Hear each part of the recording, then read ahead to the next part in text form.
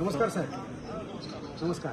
आमची अशी इच्छा आहे की ज्या मुलीवरती हा अत्याचार झालेला आहे त्या मुलीच्या आई वडिलांसोबत आपल्या भारताचे केंद्रीय मंत्री अमित शहाजी यांनी त्यांच्याशी बोलून त्यांच्याकडून आम्हाला आश्वासन पाहिजे.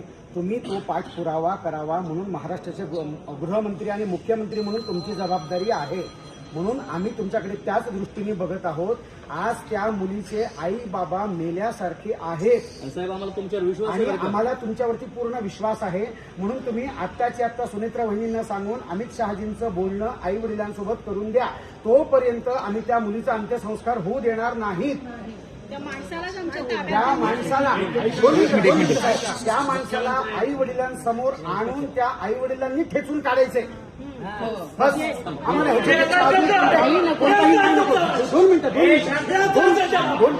दोन मिनिटं साहेब, आणि 2 मिनिटं मला सांगा. फास्ट ट्रॅक हा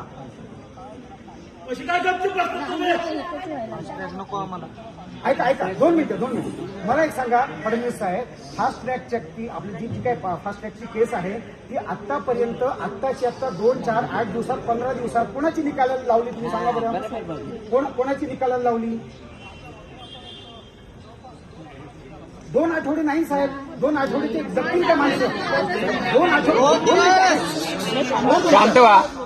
फोन चालू आहे.